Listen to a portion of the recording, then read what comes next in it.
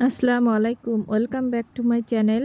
আমি আজকে অনেক দিন পরে ভিডিওতে আবার শুরু করলাম, কারণ আমার দীর্ঘদিন যাবৎ আমার মোবাইলটায় যেন কি সমস্যা দেখা দিয়েছিল। তো আমি মোবাইল থেকে যেহেতু ভিডিও তৈরি করি, এই কারণে আমি ভিডিও করতে পারিনি অনেক দিন। যাই হোক, দুঃখিত। আর আজকে আমি যে কাপড়গুলো এনেছিলাম, যা দেখিয়েছি এর আগের পর্বে আপনাদেরকে, এই গজ কাপড় দিয়ে দেখেন আমি কি সুন্দর ডিজাইন করে, আমার মানে মোটামুটি অর্ডার ভালোই আসে। তো এই কারণে যত ধরনের ডিজাইন আছে আমার কাছে আসে, যারা তারা আমার কাছ থেকে করে নিয়ে যায়। তো সব ধরনের কাপড় দিয়ে মোটামুটি সব ধরনের ডিজাইনের প্রতিটা কাপড়ই সেল করে ফেলেছি।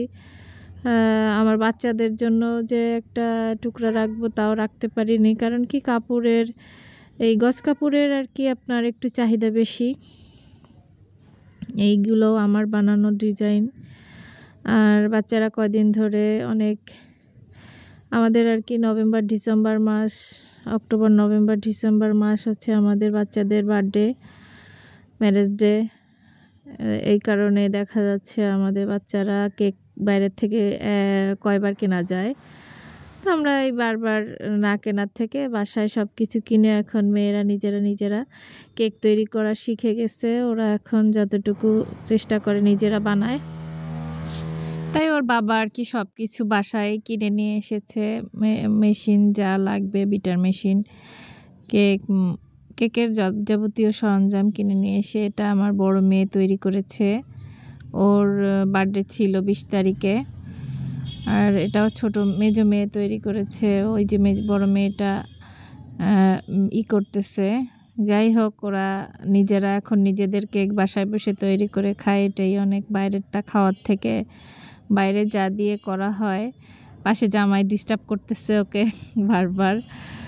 যাই হোক, ভালোই ওরা মোটামুটি যতটুকু পারে চেষ্টা করছে ওদের নিজেদের মতো করে। আমি চাই ওরা ওদের মতো অনেক কিছুই নিজের হাতে কাজ শিখুক।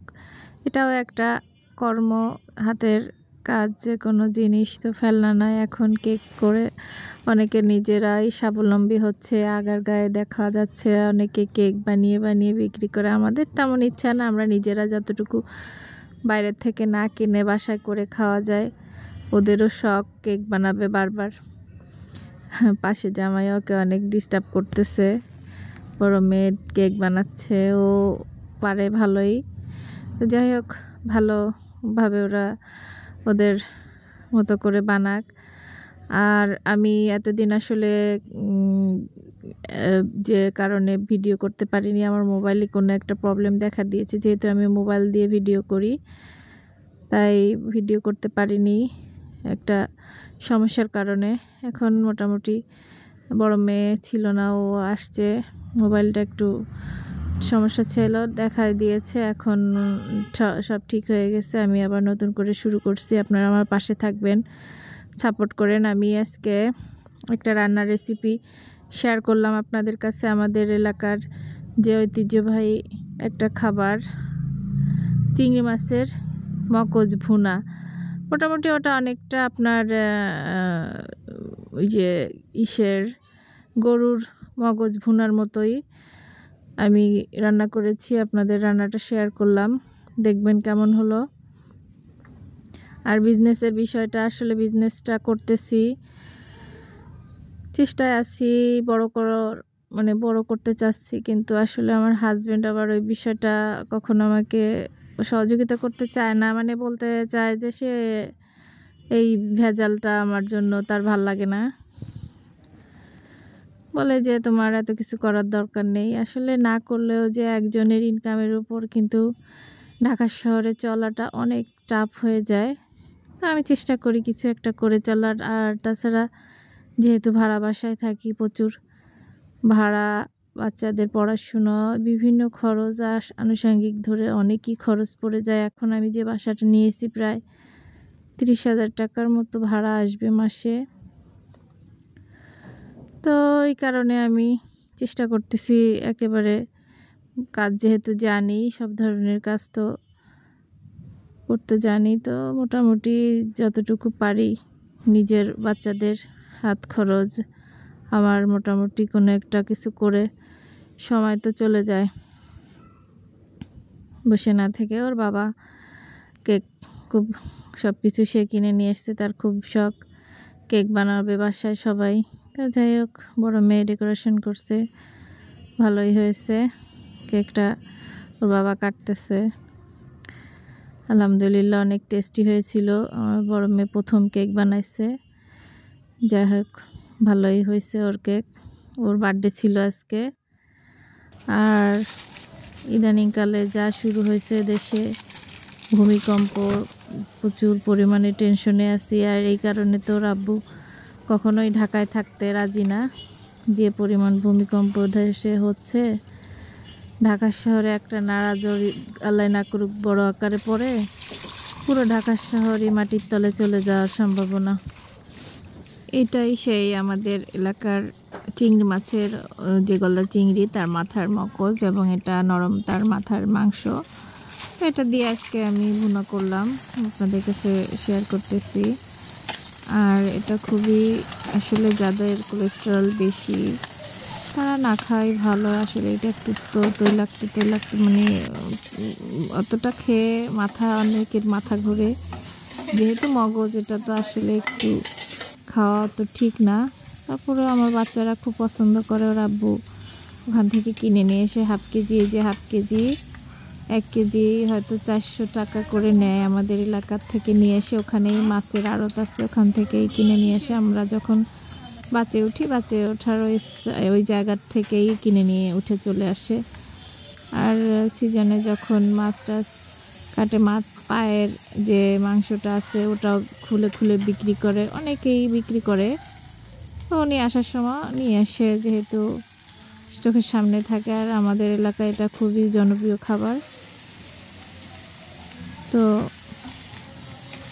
এভাবেই রান্না করতেছি আমি। প্রথম মরিচ পেঁয়াজটা তেলে দিয়ে ভুনো করে, মাঝে ওই মাথার নরম চিংড়ি মাছের যে ইয়াটা কানের সাথে থাকে, মাথার সাথে ওইটা নরমটা আর কি, সে নরম। এটা পায়াটা যে দেখছেন পোড়াইছি, একটা পা ছিল কোরবানির মাংসের সাথে, একটা পা দিয়েছিল। তো পাটা পোড়ায়ে এখন সিদ্ধ করতেছি। এটা দিয়ে নেহারি রান্না করব। আগেরও কিছু পায়া ছিল, আগে সিদ্ধ করে পরে মশলা দিব আর কি। মাংসের মশলা যা যেমন দেওয়া হয় ওরকম দিয়েই রান্না করলে ভালোই লাগে, রুটি টুটি দিয়ে খেতে। রাব্বু খুব পছন্দ করে এটা পায়া। তো যাই হোক বন্ধুরা, আমার ভিডিও আপনাদের ভালো লাগলে অবশ্যই ভিডিওতে একটি সাবস্ক্রাইব করবেন, আর অবশ্যই শেয়ার করবেন। আর যদি কোনো কিছু আমার ভালো না লাগে তাও ক্ষমা দৃষ্টিতে দেখবেন, যেহেতু আমি অতটা প্রফেশনাল ভালো ভিডিও বানানো পারি না। যতটুকু পারি আপনাদেরকে সাথে শেয়ার করি, আর চেষ্টা করব বন্ধু হয়ে আপনাদের সাথে যেন আমার সুখ দুঃখের কথা বলতে পারি। সাহায্য করবেন আমাকে আপনারা, এবং চেষ্টা করব আমার এলাকার কিছু ঐতিহ্যবাহী খাবার বা যা পারি শেয়ার করব। এই যে আমি কিছু পেঁয়াজের কালি, যেহেতু এখন শীতকাল, পেঁয়াজের কালিটা পাওয়া যায়, তো আমি ওই পাতা যেটা বলে আর কি, ওটা দিয়েছি। ভালোই লাগছে, একটু পাতলা পাতলা করে কাটা, তো ওটা গলে যায় দেওয়ার সাথে সাথে। আর এটা বেশি জাল লাগে না, বিশেষ করে আপনার মরিচ পেঁয়াজ, কাঁচামরিচ আর পেঁয়াজ দিয়েছি, আর বেশি কিছু দেইনি। হলুদ লবণ, সামান্য একটু জিরের গুঁড়া দিলে একটু ঘিরান আসে, এই মরিচের গুঁড়া দিলাম, একটু কাঁচামরিচ কেটে দিয়েছি অনেকগুলো, আর একটু পেঁয়াজের কালি, এই হচ্ছে মশলা। এটা একটু ভুনো ভুনো হলে, মনে করেন গরুর মাংসটার মাথার যে মগজটা ভুনা যেরকম, অনেকটা ওরকম আপনি চাইলে মশলা দিতে পারেন, না চাইলে কাঁচামরিচ পেঁয়াজ এগুলো দিয়ে ভুনো করে খেতে পারেন। এখন আমি এর ভিতর একটু লবণ দিয়ে ঘিলুটা দিয়ে দেব। ঘিলু দিয়ে বেশিক্ষণ নাড়া লাগে না, আপনার একটু মশলার মতো, যখন আমরা যে মশলাটা কষাই, মশলার মতো দিয়ে কষাইলে বেশি জাল লাগে না, হালকা একটু জাল দিয়ে হয়ে যায়। তো ইদানিংকালে যে পরিমাণ ভূমিকম্প হচ্ছে, খুবই ভয় লাগে। ঢাকা শহরে থাকতে মন চাচ্ছে না, ভয় লাগতেছে যে কি হয় আল্লাহ জানে। আল্লাহ মাফ করুক। হয়তো কোনো একদিন শুক্রবার জুমার দিন পৃথিবী ধ্বংস হয়ে যাবে। কালকে তো আমরা ভয় পেয়ে গেছি যে আজই বুঝি শেষ দিন। রান্না করতেছিলাম, রান্নাঘরে বসেছিলাম 10:30টার দিকে আপনার হঠাৎ যে ঝাঁকুনিটা দিয়েছে, আল্লাহ মাফ করুক। এভাবে আমাদের একসময় হয়তো দুনিয়া ছেড়ে চলে যেতে হবে। বেশি বড়াই করা আমাদের জন্য আসলেই ভালো না। আছি নানান দিকের সমস্যা, শারীরিক সমস্যা, মানসিক সমস্যা, পারিবারিক অনেক ঝুট ঝামেলা নিয়েই মানুষের জীবন। তার ভিতরে চলতে হবে, বাঁচতে হবে, খেতে হবে, মানুষের সাথে মিশতে হবে। এছাড়াই আমাদের কোনো গতি নেই।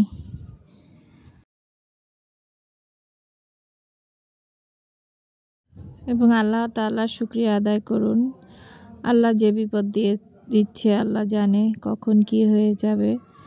যেভাবে ঢাকা শহর এত বড় ভূমিকম্প অনেক বছরই আমরা দেখিনি। আমার জীবনে আমি হয়তো এত বড় ভূমিকম্পের মুখোমুখি অনেক আগে ছোটোবেলায় হয়েছি কিনা জানি না, তবে 14 সালে একবার অনেক বড় ঝাঁকুনি হয়েছিল, কিন্তু এবারেরটা একটু দীর্ঘমেয়াদী হলো।